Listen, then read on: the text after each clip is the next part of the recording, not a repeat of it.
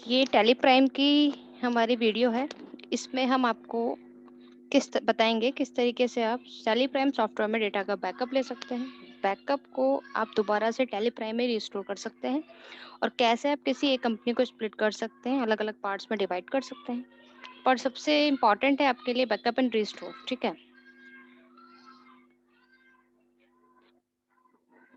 इससे काफ़ी वीडियोस में हमने टैली को क्रिएट करना, वीडियो उसको कंपनी को अल्टर करना, डिलीट करना, ये सब देखा था। पर बैकअप वाला जो ऑप्शन है वो मस्ट है। कई बार इम्पोर्टेंट इसलिए भी होता है, टैली प्राइम का जो डेटा है उसके अंदर आपको पुराना टैली ERP9 का डेटा रिस्टोर करना होता है। ठीक है, पर सबसे इम्पोर्टेंट क्वेश्चन होता है कि बैकअप लिया क्यों जाता है, राइट? डेटा का बैकअप क्यों लिया जाता है? क्योंकि टैली सॉफ्टवेयर में जब भी आप अपनी अकाउंटिंग को मेंटेन करते हैं तो साथ के साथ बैकअप लेना इंपॉर्टेंट है। क्योंकि किसी भी रीजन से अगर हमारी विंडो करप्ट हो जाती है या सिस्टम में कोई प्रॉब्लम आ जाती है तो जितना भी वर्क हमने फाइनेंशियल ईयर में किया है वो सारा हमारा डिलीट हो जाता है। यानी कि दोबारा से रिकवर हम उसको नहीं कर सकते। इसलिए जब भी हम डेली बेस पर टैली सॉफ्टवेयर में वर्क करते हैं तो उसका जो बैकअप है मैं डेली बेस पे लेना मस्ट है। ओके, एग्जाम्पल के लिए कंपनी हमारे पास है, राम एंड सन्स कंपनी हमारे पास है। इसका हम आपको बैकअप लेके दिखाते हैं। सबसे इम्पोर्टेंट आपको टैली प्राइम में डेटा नाम से ऑप्शन मिलेगा। या तो आप यहाँ पर Alt+Y यूज करें या फिर क्लिक करें। जैसे आप क्लिक करते हैं आपके सामने बैकअप ऑप्शन नजर आएगा। ठीक है,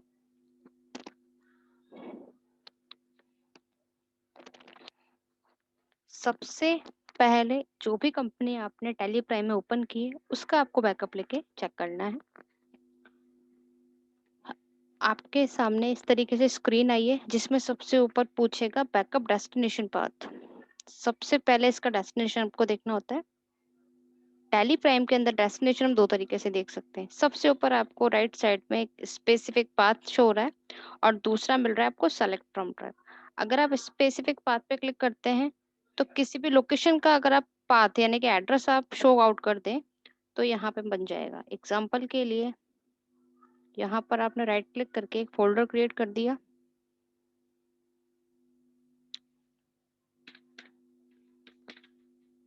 टैली डेटा 1।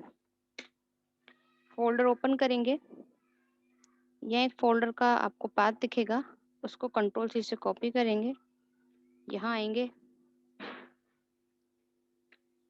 टैली पर आने के बाद आपको वो डेटा पेस्ट करना है। ठीक है, स्पेसिफिक पाथ यहाँ पर आपको 1 सेकेंड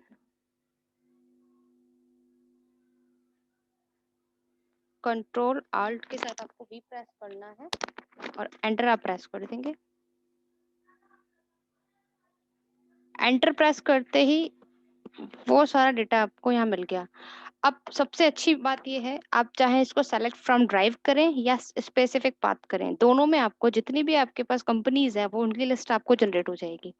आपको बिल्कुल ये ध्यान रखना है कि बहुत अच्छा ऑप्शन प्राइम के अंदर आया है। सेलेक्ट फ्रॉम ड्राइव पे जब आप जाएंगे तो आपको यहाँ पर C ड्राइव, D ड्राइव, जितनी भी ड्राइव्स होंगी वो मिलेगी। सडनली अगर आपका पेन ड्राइव लगा होगा तो आपको वो भी यहाँ पे शो आउट हो जाएगा। कई बार पेन ड्राइव से हमें लेना होता है बैकअप। ओके, ये इसका फर्स्ट तरीका हो गया। स्पेसिफिक पाथ इसमें आ गया।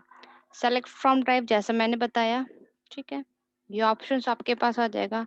आप किसी भी ड्राइव में जो डेटा है उस डेटा को यहाँ से ऐड कर सकते हैं। पेन ड्राइव इसमें डिटेक्ट हो जाता है। स्पेसिफिक पाथ आप एंटर कर सकते हैं। ठीक है, इसको जब हम क्लिक करेंगे और यहाँ पर उस फोल्डर की लोकेशन हम ऐड कर देंगे। जैसे ही आपने ऐड किया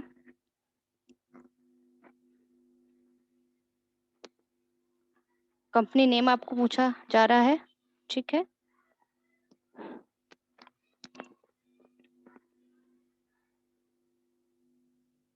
ये ऑप्शन आपके पास आ सकता है।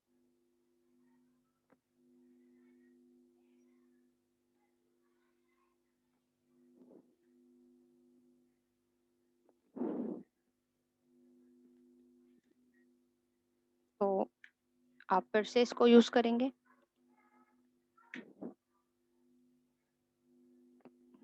देखिएगा सेम प्रोसेस में आप यहाँ आए, स्पेसिफिक पाथ आपने लिया।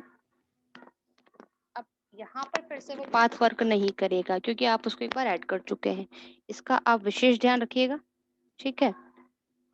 तो ये आपको याद रखना है।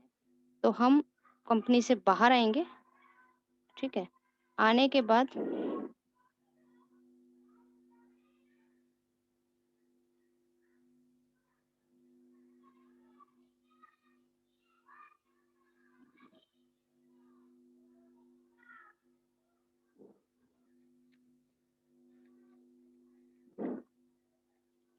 फिर से ओपन करेंगे।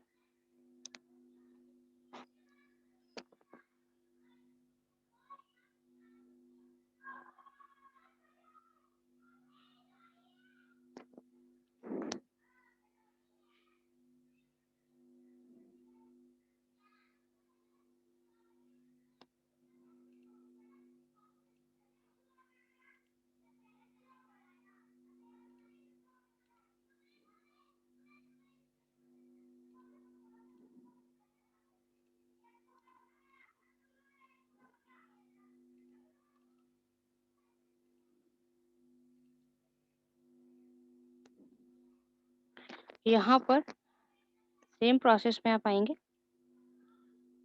ठीक है। अब यहाँ पर पाथ जब आपको देना हो,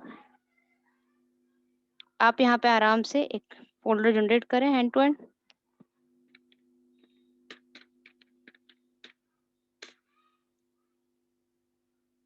सेम प्रोसेस में आप इसको कॉपी करें, आप इधर आ जाएं, ठीक है। आप पेस्ट करेंगे, राइट। अब मान लीजिए आपको एक कंपनी है ये वाली, इसका डेटा आपको यहाँ पर चाहिए। कंपनी आपने सेलेक्ट कर ली, आप एंड ऑफ लिस्ट करेंगे। कई बार आपको मल्टीपल कंपनीज का डेटा भी चाहिए होता है, आप सेलेक्ट करते जाएं, ठीक है। डबल क्लिक करेंगे, इधर आती जाएगी जिसका आपको बैकअप लेना है। लास्ट में आप एंड ऑफ लिस्ट करेंगे, एंड ऑफ लिस्ट करके इसको आप एक्सेप्ट कर देंगे। आपका बैकअप ले लिया गया है। आपको यहाँ आकर देखना है टैली डेटा 2 के अंदर आपकी TBK यानी कि टैली बैकअप, ओके। ये बैकअप हो गया है। इसको आप आराम से पेन ड्राइव में यूज कर सकते हैं, संभाल के रखा जा सकता है, पीसी में रखा जा सकता है। जब आपको ये डेटा रिस्टोर करना है तो सबसे इम्पोर्टेंट चीज है, डेटा बैकअप उसी का लिया जाता है जो फाइल आपके पास अवेलेबल ना हो। अगर ये फाइल ऑलरेडी टैली प्राइम के अंदर अवेलेबल है तो ये रिस्टोर होने में प्रॉब्लम करेगी। लेकिन हम फॉर एग्जांपल देखते हैं, क्योंकि इसको हम डिलीट नहीं करेंगे, इसे वैसे डिलीट करना पड़ेगा। तो ऐसे ही देखते हैं, आइए। टैली प्राइम में आने के बाद डेटा पे आप गए, आपने रिस्टोर पे क्लिक किया। रिस्टोर पे क्लिक करने के बाद आपको सेम प्रोसेस में यहाँ से पाथ लिखना है, यानी कि जो भी आपको डेटा रिस्टोर करना है, ठीक है। यहाँ भी आप दोनों चीजें कर सकते हैं, स्पेसिफिक पाथ या सेलेक्ट फ्रॉम ड्राइव। हमने आपको स्पेसिफिक पाथ वाला बताया, अब हम आपको सेलेक्ट फ्रॉम ड्राइव से बताते हैं पूरा डेटा जितना भी होगा रिस्टोर कैसे होगा। आपका जो डेटा है वो आपका डेस्कटॉप पे था, ठीक है। यहाँ पर आपका टैली डेटा 2 था जिसमें आपको 2 कंपनीज नजर आ रही है, राइट। सिस्टम के अकॉर्डिंग जिस भी फोल्डर में आपने उसको रखा है, आप उसको सेलेक्ट फ्रॉम ड्राइव की मदद से ले सकते हैं, ठीक है। ये दोनों कंपनी का डेटा आपके पास है, आप उसको इंपोर्ट या रिस्टोर करना चाहते हैं, या तो आप इसको वन वन करके सेलेक्ट करेंगे या फिर आप इसको ऑल आइटम पे क्लिक कर देंगे, राइट। ऑल आइटम का एक कंसेप्ट है, इसको आप यूज कर सकते हैं, एक्सेप्ट किया जा सकता है। यहाँ पर आपको ऑप्शन आ रहा है company data folder already exist, okay. अगर ये नहीं होता तो ये यहाँ पे रिस्टोर हो जाता, तो हम इसको नहीं करेंगे।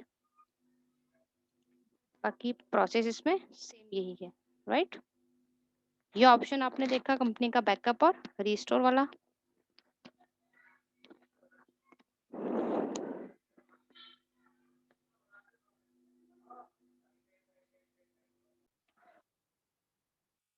स्प्लिट डेटा यानी कि मान लीजिए आपने कंपनी को क्रिएट किया था 19 में 2019 में, पर आप अपनी ये कंपनी में वर्क किए जा रहे हैं, फाइनेंशियल ईयर भी खत्म हो गया, तो फिर आप कंटिन्यू उसको रखा हुआ आपने है, ठीक है। यानी कि all kind of transactions according two year wise आप उसी में करते जा रहे हैं। अगर आपको हर 6 मंथ का, हर 5 मंथ का, हर 2 मंथ का, हर ईयर का एक फाइनेंशियल डेटा अलग रखना है, तो आप यहाँ से उसे स्प्लिट कर सकते हैं। मैंने किया हुआ है यहाँ पे, ठीक है। ये तो प्रॉपर कंपनी है, ये स्प्लिट कंपनी दिखा रही है आपको। आप डेटा पे जाएंगे, स्प्लिट पे जाएंगे, स्प्लिट डेट पे जाएंगे। यहाँ आप डेट को चेंज आउट कर सकते हैं। जैसे देखें, यहाँ पर अभी लिखा हुआ है name of first company, name of second company. Company तो यही है, पर कंपनी का जो डेटा है वो आप स्प्लिट कर सकते हैं।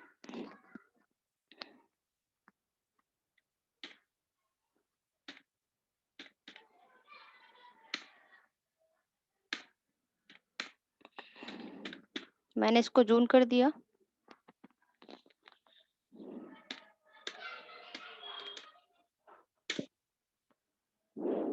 Accept, continue split, yes.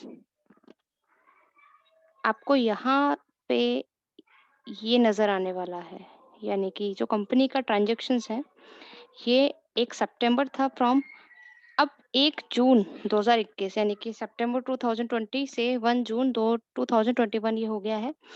अगर आपको इसके आगे के ट्रांजेक्शन्स करने हैं और वो अलग से शो करने हैं, तो आप उसे स्प्लिट कर सकते हैं, राइट?